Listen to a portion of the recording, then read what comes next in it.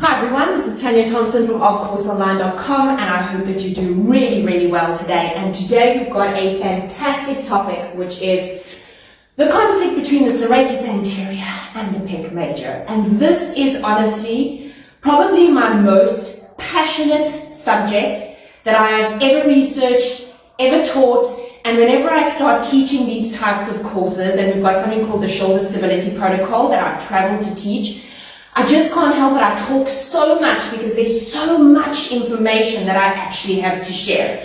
And I know that this is one of those topics where a lot of instructors, maybe healthcare professionals, are really struggling to hone in on getting the shoulder to stabilize effectively and for functional movement that client has to perform on a daily basis. Not only that, we also want to be able to notice what are all the cheats that our clients are doing when they're moving, and can you notice it immediately, and do you know why it happened? Before you even delve into that, it's really important that we understand the biomechanics of the shoulder, that we know exactly what anatomy is involved when we are moving the glenohumeral joint, and what should the scapula actually be doing. I'm sure that you've seen the video at the top of this page, which was one of our shoulder videos, and that was when I was actually teaching a Pilates mat course, and I was teaching the mat students about scapula stability, what it should look like, what it looks like when it's going wrong. And that video about 4 years ago went totally viral because this is something that people are really looking for. And then somehow it got deleted off of our Facebook page. I'm not sure why that happened. So we had to repost it about 2 years ago again.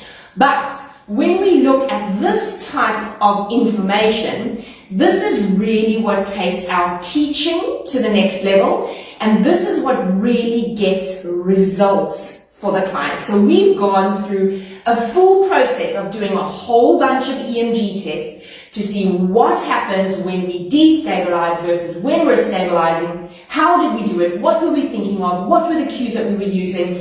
What effect does the thoracic spine play? What effect does the cervical spine play? Does the pelvis play a role? Maybe, maybe not. So we've actually gone through all of that for like 20 years. I'll tell you what my aha moment was when I was actually trying to explain a free movement glide of the scapula to one of my clients like 19 years ago. And that was, I said to her, you know, if you look at the whole chorus on the stage of ballet dancers, you're now at the ballet and you're watching them all move and you see their arms are flowing and everything looks so graceful and light. And then there's this one person that doesn't look so graceful, but as somebody that doesn't know anything about anatomy, you can't actually pinpoint. You might just say, she looks a bit stiff because she doesn't have that free flowing movement happening in her scapula and in her glenohumeral joint.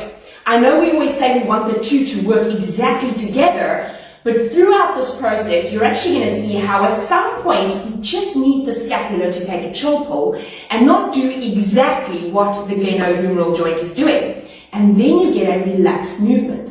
I also know that people dive in and they start giving exercises, repertoire, TheraBand, rotator cuff. And if your client is not able to perform it without weight, with good scapula, they should not be pulling this. So this ends up being like one of our last set of exercises that we bring into any scapular stability program. I've worked with professional cricketers, I've worked with some Cirque du Soleil performers, I've worked with people who have had frozen shoulder, people who are post-op finished with a physiotherapist or physical therapist and they're now coming to us. So we have really done so much work on this, and every single person that we've worked with, it has been a success. I recently worked with a professional rower, and that was really fantastic because he had a whole bunch of things happening in his shoulder, and he was based in the Netherlands. So we were doing this online, and let me tell you why that was fantastic. When we developed all of this work, we thought that the instructor has to be right there, moving the scapula, helping them, which helps a lot. It takes a lot of the effort away. But I was able to get these individuals to stabilize and glide their scapula by instruction via Zoom.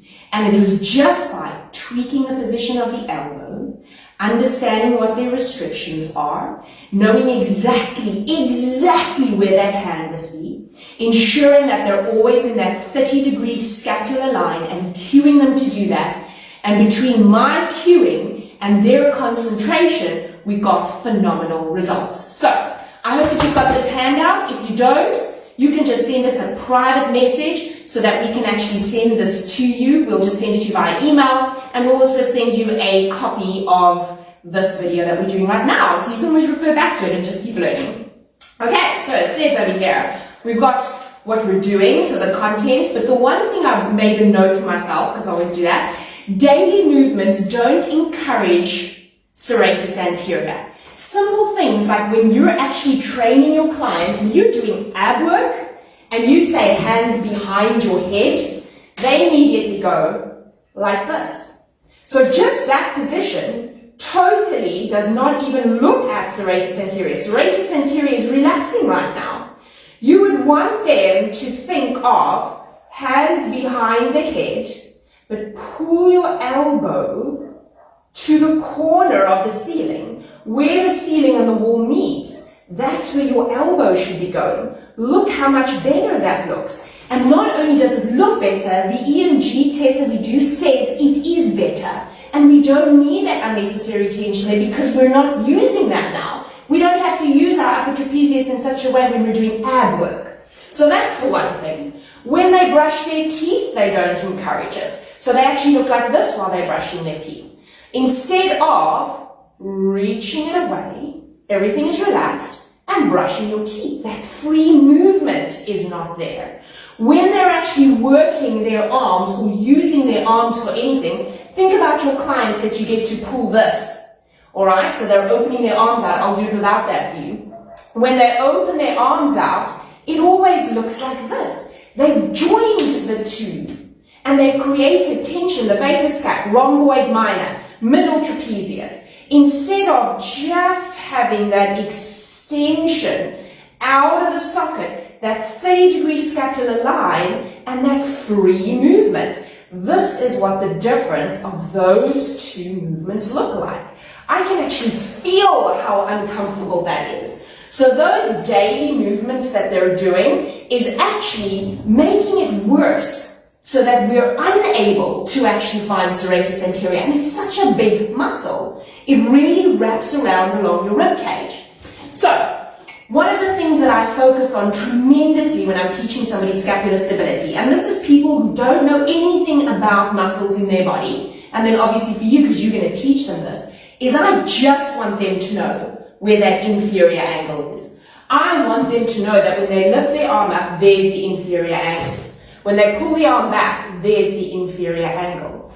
Did you know that when you lift your arm all the way up like this, you're now looking at subscapularis. You're looking at underneath the scapula. When it disappears and you're just looking at a pit, you know that there is no serratus anterior. So our everyday movements are making it really difficult for us to encourage more serratus anterior work. So let's start right at the top. My word, we're 10 minutes in and I've just been talking.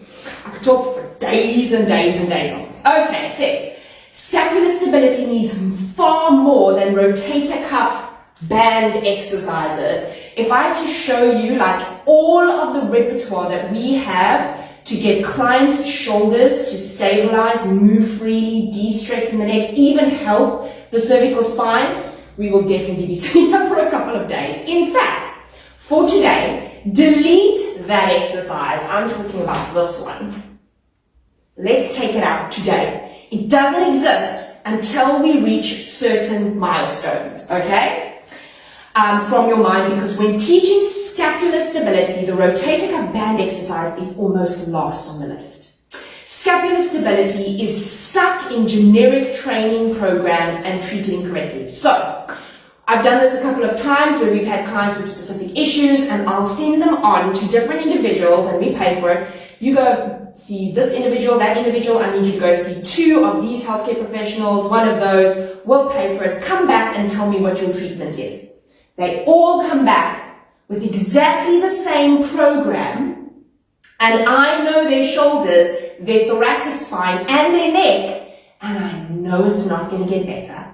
And they're sent home to do the exercises. If you want a 100% success rate with Scapula Stability, they do not do exercises at home until they can do the basic functional movements without that.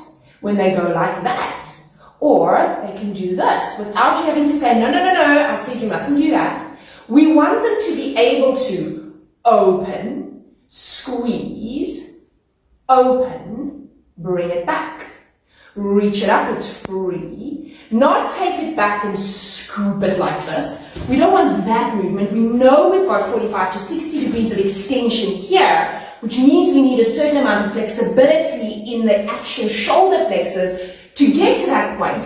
When they don't have it, and this is where those antagonists come in. When you've got those tight antagonists, you have to do this. Now you're saying, hello pec minor, hello upper trapezius, hello levator scapula.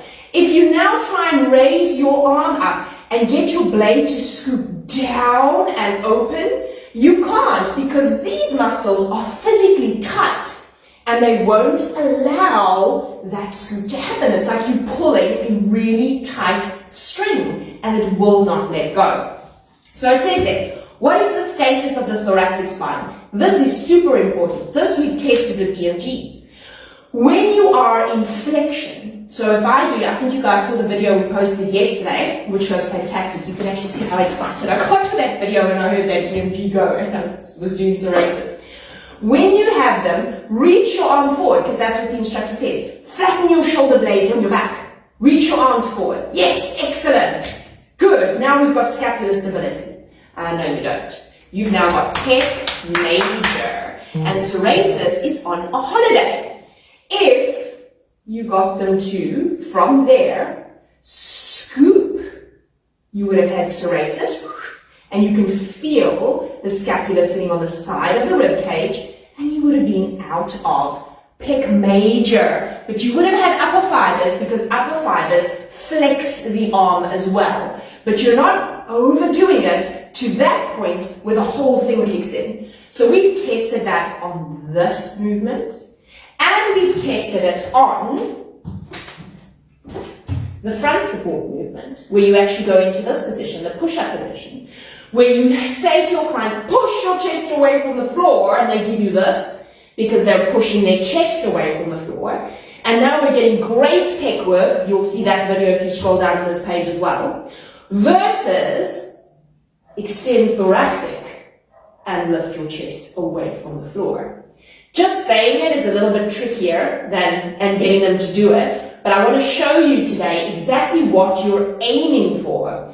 One of my greatest cues that I use all the time for that is, instead of telling them to push their chest away from the floor, tell them to push, ladies, if you had an Adam's apple, men your Adam's apple, push it away from the floor like that. And that's going to encourage thoracic extension.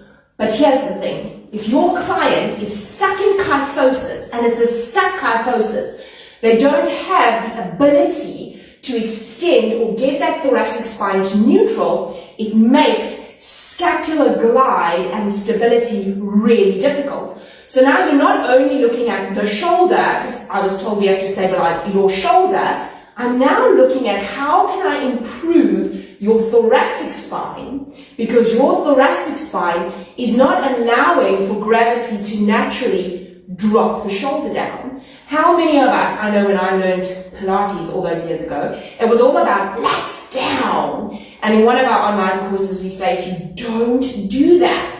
Lats are attached to your humerus. When you say lats down, it actually locks your arm from lifting up and getting a free glide of the scapula. There's like hardly any lats happening here. When would we need those lats? When we actually have to pull ourselves up when the load increases. Absolutely, and we want to get those lats pulling us. But for our low load shoulder work, we don't want to force lats the whole time because it's actually restricting the movement.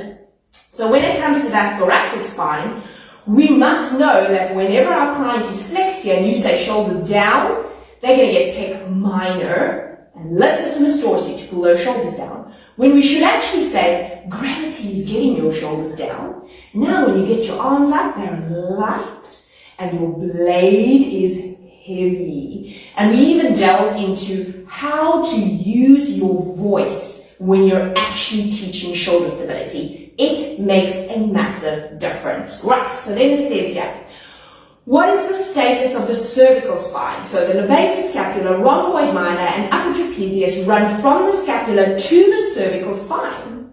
Therefore, the position of the neck will greatly affect whether scapular stability is effective or not. So if you're trying to get scapular stability like this, you must know you're pulling those muscles that are attached to that superior area of your scapula. You're pulling them forward and they're pulling the scapula forward. What does the body naturally do? It's got that built-in garment that when you drop that head forward, the chest goes with you. You're not going to stand like this. Gravity just takes everything forward to make it more comfortable. So the neck then follows onto that thoracic spine, and those two together make it really difficult for the serratus to activate. When levator scapula, upper trapezius, rhomboid minor are physically tight, because sometimes they're not tight, they're just overworked, and when you look at them, they're actually flexible. That's client dependent. But when they're physically tight, they're going to rather focus or encourage on elevating the scapula. So when you're trying to get that downward rotation and that scoop of the blade to open this out and expose your underarm, you can't, because you've got the restriction of the muscles that come from that superior angle of the scapula attaching onto the neck. So that superior angle can't pull down and scoop out. I hope that makes sense. Right, so that's the cervical spine. I'm going to try and get this in half an hour because I actually have a client in 45 minutes. Alright, then it says, this was my absolute, I love EMG tests. I do these all the time. The image below shows the results when we compensate using the pec major versus when we correct the alignment. So some people don't know how to read these, and that's why we've gone and put arrows there. So this is scapular abduction with compensation. That one. Alright, not a lot of load, so I'm not really pushing anything away. It's just me reaching the arm forward and doing what my client probably would do. And then correcting it, according to the video that's just underneath this, that scoop. Reaching it forward and getting that scoop forward.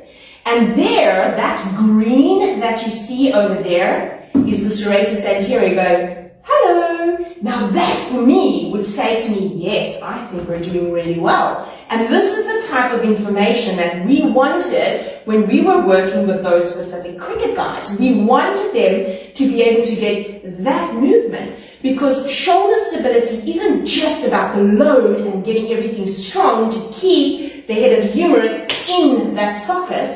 It's actually about how does your shoulder function involuntarily so that you don't have to think about what your blade is doing. If I take something out of the cupboard, if I had to do that, it would feel completely unnatural to me. So it just has to be really light. I mean, how much weight is there in doing this? I'm not even holding anything. It's really, really light. Eventually, we work them towards the point where this is 4 kilograms, that's about 10 pounds, okay? Where they can have this over here, reach the arm up, without anything happening here, or anything happening like this. We see this all the time. But it doesn't have to do that. So now you've got somebody who's so tight up here, who's always complaining about headaches, tension, wanting to go for massages. If we could get them to do these movements like this, and they're aware that there's that blade, so I always say to the client, be aware that your blade, the bone on your back of your body, is just like solid on your rib cage. We want it to be solid on the rib cage. And I know at one point I explained it where I said, imagine your scapula is a leaf that's just draping over a curved rock, because that's what you're doing. You're just draping it over the rock. It doesn't lift off of the rock. and it glides along your rib cage as if it was on train tracks. It doesn't skip the train tracks, it glides with those tracks, and those are your ribs. So, what is the pectoralis major and minor flexibility? So this is really important, and I've actually got the foam roller here. And the reason for this is, if you have a tight pec major, just because you sit like this doesn't mean it's tight. You would actually have to check to see whether their pec major is tight. But if you have, let's see, hoping no, I don't fall off this today, that would be difficult. Right, so if you have a tight pec major, all good, and they relax their arms out, they won't be able to relax it out like this. A telltale sign is as they take their arms out, the entire rib cage lifts because you're going, come on, get your arms to the floor. So they lift this up. To maintain this, and that's where we've got that conscious initiated muscular resistance from one of our previous live videos, where this being held increases the really good stretch across here. Because if you're tight in your pec major, of course it's going to dominate whenever you're trying to get your client to find serratus. We also think of reaching your arms to the ceiling so that you don't drop your shoulder blades on the floor. Yes, now you've got serratus. Or let's strengthen your serratus, and I'm going to give you those kettlebells and you're going to be pushing them up to the ceiling, and yes, we're only doing pecs. So we actually really want them to scoop, and I say to all my clients, let your pinky scoop up to the ceiling. When you look at the pec minor, you want that hand to be down behind that elbow. You want this to release, because pec minor pulls it this way. You can put your hand there and feel it. So in order to release it, you really want that to drop back. Go and check your clients. They're really tight in pec minor. And when they're tight in pec minor, that means that the shoulder blade is permanently being pulled forward and down. And the pec minor should actually help it to depress when it's in a good position. But if it's pulling it forward and down because it's tight, it means that the scapula again can't scoop up. So that's the difference between those two pecs. That's why they are so important. Right, then it says, this was the plank position that we did. And there you can see another improvement. Just by changing, so we actually said there, look at these amazing results and try and decipher how we would have achieved that. So that blue in the top is the pec major kicking in, and in the beginning we were struggling to switch off serratus anterior. My goodness, that's quite a thing. And in the second one, we were actually getting serratus anterior, and what was the change that we were doing? We were cueing our client to get into that thoracic extension, and we were cueing them along their spine to maintain the spinal position without, when you say thoracic extension to somebody and they're in the plank position, you're going to get this. That's thoracic extension. But that's not great, alright? You can even hear it changes the way you speak. You want it to be, they've got to be more aware of doing this. But what stops thoracic extension and just takes you into lumbar is again losing that conscious initiated muscular resistance where you ask the abdominals to just maintain the torso and get them into that thoracic extension. That's what we're looking at. That's how we get those tests to change, and that's how we wake up the serratus anterior. We haven't even started strengthening it yet, but we're waking it up. So what is the current state of the serratus anterior? With a trained eye, you will be able to see if the client is pectoralis major dominant or whether they are indeed performing good scapular stability. So I always say to the students or anybody that's learning, you can actually see from the front what the client is doing to their shoulders at the back. So when you say, come on, get those scapulas apart, and they pull this ball forward, now the scapula's apart. But now we've gone pec, because this mimics horizontal adduction. So just from looking at the front, you can see, well, that I don't think that's serratus. And then you look over here and you say, okay, that's definitely not serratus. So I'll fix this one. I'll keep this one like that for you. And that's the difference. Now you can see, look at this one. It's even pointing downwards. This one did a really nice scoop. And that's what we're trying to get. Now this movement is pure, it's free, and it's effortless. This one's got too much effort. So we're making daily movements to make coffee, cook dinner, take stuff out of the cupboard, brush our teeth, really tough, like it's loaded, and it's not. Okay, then it says, we need to know, sorry, this is still at step 4, we need to know whether the client can create an easy glide of the scapula on the posterior rib cage. So that's always how I try and get them to visualize it. They must visualize this movement. That scapula isn't just a piece of bone on their back, it's got a place. It's draping over that curved rock, and it's got that smooth glide. And when you get to that point where you can really glide that inferior angle, you're going to see how effortless it is. It's effortless to move your arms and stabilize your arms. Okay, and then we speak there of exposing the underarm, which I've told you. What is the client's ability to perform spinal isolations? Like, what would this have to do with our shoulders? Why would we need to perform spinal isolation? So again, if they are stuck here, you want to know whether they have the ability to do this, because this position is really important for us to get those shoulders to work effectively. So if I sit this way, I've got all my toys here, and I put that over there, right, and just nice and flat. Okay, so if I'm flexing my thoracic spine, I look like this. And one of the things we love to do here is to teach the client to get free movement. And free movement is really important whenever we're doing shoulder stability. But when they're flexing their spine and they're pulling down, it looks like this. Opposed to, so I've got work happening in here, I've got a shoulder blade that appears to be flat, but I definitely have like a big armpit. It's deep. Opposed to that. Just allowing the chest to stay open. This stays nice and flat, and the arm can work effectively. There's no tension up here. It's working marginally. It's not like switched off, but it definitely doesn't look like this. When they're flexing their spine and they're not able to do that spinal isolation to get this up without arching the back, holding over here, it makes it really difficult for us to get them into that pure shoulder movement that requires minimal effort, and that's what we're after.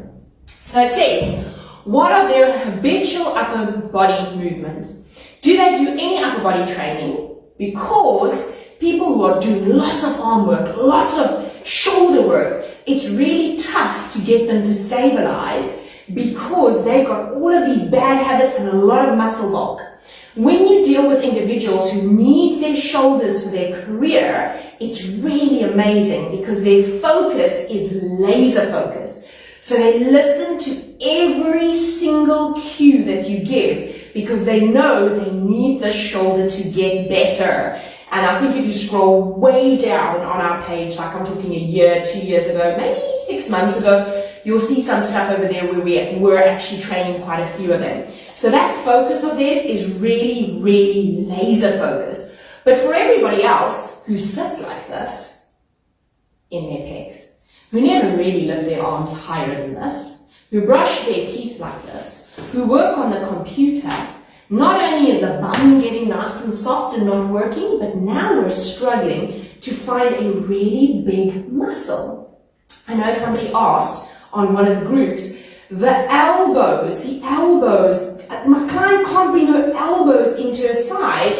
So here I want to actually do this demo for you. And this again has to do with pec minor and body size. Like if you've got a tricep and you've got a nice tricep, in South Africa we call it a lekker tricep. So if you've got a tricep and you've got a lat and it's bulky, how can you bring your elbows into your sides? You can't get your elbow in there. So you're actually cueing your client to do something that they have to compensate or make an adaptation in their body in order to do it. So when those elbows come down, that's where I'm going to stop. Because I know if I bring it in any more, I have to do that. Because I've got no space. I've got this and I've got this. so I don't have space for it to come in. So that's important, is are you looking not only at muscles and trying to analyze everything, but are you looking at the shape of your client? How much muscle bulk do they have? How much extra adipose tissue do they have? Because that plays a role in where you're going to put their arms and how it's going to work. I'm going to be posting a video really soon on a lady that I'm working with in Tasmania who's had a bad fall and hurt her shoulder, and how I could help her increase the range of movement in her shoulder with the most strange exercises. They're not strange, they're actually quite common, and yet they're mobilizing her shoulder, but taking her brain away from the mobility was making a really big difference. So watch over like the next 2 to 3 weeks, you're going to see a lot of stuff happening. Okay, then it says, how much stress do they carry in their body? This is a big one. We can't get clients to perform free movement in their shoulders if they're all stressed and they're doing it like this. And you're like, okay, lift your arms to the front, nice and light and free, and open it out, and lie on your back, and they lie like this, and you'll know those specific personality types or those people that are highly stressed. They come and they lie on the mat, and you know, everything in place, hands down, fingers are always tight and extended, and I always say, oh, palms up, totally relax your fingertips. If they're relaxed, they'll be bent. Just allow the shoulders to drape open on the mat. So even the way I approach them in the beginning of the session changes, because that tension that they're holding in their body, and I'm trying to get them to do free movement and they're doing things like this, means that I'm not able to get that natural glide of the scapula. And in the beginning, scapular stability should be effortless and a lot of mindfulness. That's what you're trying to do. Right. Simple things like how you brush your teeth play a vital role in continuing on with that scapular stability. And then it says, guess what? I never ever give any exercises for them to do at home. The only thing they get to do at home is relaxation. So we don't give exercises to go do at home, because if you can't do it with me without me trying to cue you to get that natural glide, then I can't send you home, because then you're going to go home and do it like this and just delete everything that I've taught you. And if I say, I'm talking about, like I said 100% success rate, because it is 100% success rate, and then you always get those people coming and going, you can't say that. But I'm saying it, because we really have had that. I haven't had it fail once. So when it fails, I'll let you know. But this is about re-educating the client on exactly where their scapula is moving, when, how, what it feels like, and getting them to calm down. That's where we start. That's where we start this process. So, what approach are you taking to shoulder stability training? The generic exercise programs are falling dismally short. We'll also be posting a video of a lady that I took about 3 years ago. And she came to me and she was like, Tanya, I had a biceps tendon repair. I'm like 5 weeks post-op, and this is all I can do. I can only do this. I can't lift my arm to the front. I can't move it to the back. She's in a sling, so I'm taking the sling off for her. So I went through a program with her, 12 or 8, I can't remember, it'll be there, 12 or 8 15-minute sessions. And the video I'm going to show you, she's going like this, she's going like that, this, and she's taking her arm behind her, and she's bringing it in front of her. What was wrong with the program? It was generic. The person teaching it does not know what it feels like when it moves well versus when it doesn't move well. They're also not aware that when you've had something operated on and you then ask it to contract, the body says, stop, don't move. You've injured me. Did you forget? How could you forget? I'm going to stop you. Here's your pain. But as soon as I distract and allow me to have them holding on a pole, all of a sudden their arm is at a height and they're like, how did that happen? So that's pretty cool. And you're going to learn all of that. Okay. So it says here, Planned exercises should be cast away until specific milestones have been reached. Think about this even.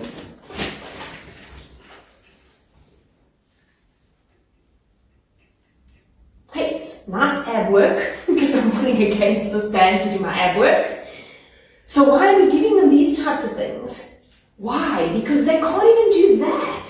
So we can't be giving them this.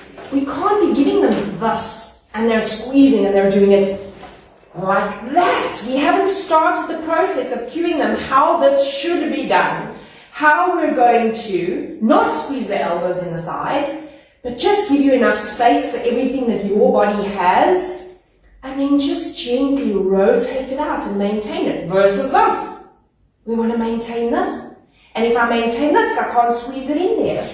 Just getting those basic movements into place. So, what are you supposed to do? And then it says, stick with me over the next few weeks, and let me show you exactly what this process is going to be. We take you from step 1 and we take you all the way through to the end, and we're going to give you some bite-sized amazing chunks here on Facebook. You'll even see on this video today above is a link. That's all our shoulder stability work that's in there. It is going to blow your mind because you haven't learned it like that before. It's taking it completely, everything that you've learned, you're just going to say, I'm just going to put everything aside. I'm just going to focus on this. Once I've learned this, I'll decide what I want to put in from there into this process. That's exactly how we approach this. Let's have a look at how we slowly get them into the stability. How we increase their range without activating things that shouldn't be activating and increasing neck tension and increasing injury. And let's see how we can then slowly build it up and then get it so much stronger. And let's add in the anatomy. Let's add in the biomechanics. Let's add in the personality. Let's add in how we cue and how we teach, where we put our hands if we're actually being hands-on. And this is going to open like the biggest can of worms for you on what is effective scapular stability. What is that process? You'll see in May we're doing a live webinar on this, where you can actually join me on the webinar, and I'm going to get your shoulder stable by the end of those 6 hours. It's not 6 hours in a row, by the way. It's 2 hours, 2 hours, and 2 hours. And every single course that I've done like that, at the end of the course, everybody's shoulders are like, oh my word, do we have a photo of the shoulder in the beginning of the day? Because I really want a photo of it right now, because it's feeling so good. So you can really learn so much throughout this process. That's it. Right, so when we're looking at scapular work, remember, it's not about how you are training it. How much weight are we giving it? How much, strength are we getting in our shoulders? It's not about that initially. Initially, it's about a connection. It's about where this is. What is this doing? How can I cue this? How am I going to get them to glide this? Where should I tell them this pinky must go? And they must stop thinking about this finger. They must rather think about this finger, because that's going to get them to get this glide. The only homework I'm going to give them is relaxation and possibly stretches. What makes stretches work? Consistency. Don't stretch once a week and think I'm going to get your shoulder stable in 2 months. I need you to stretch every day because those muscles keep pulling your shoulder blade up, and I cannot get the scapula to glide, and I cannot wake up your serratus anterior. Serratus anterior, when you're working it intensely, it's not like a bicep. It's not like a quad. It's not like a hamstring where it goes, oh my word, I'm dying. You need to stop. I'm like at my maximum. It doesn't work like that. The next day, your client will go, or maybe the next day, day 1, day 2, maybe day 3. Ooh, I don't know, we did something here on my ribs. My ribs. And you're like, yes, that is your serratus anterior. That's us getting the effort into serratus anterior and taking it away from pec major so that the focus can be where the main scapular stabilizer is. I hope that helps. I've got to go because I'm going to teach now soon. That gives you some really good insight into it already. Think about the bands that you're using, think about the weight of the bands that you're using, and start looking at shoulders. Maybe go and stand in the mirror, or have somebody take a video of you, or set your phone up to take a video of your shoulders doing these movements. So you're going to be going this movement, that movement, this movement, that, and then doing circles, and this movement. What does it look like? I will do it right and wrong.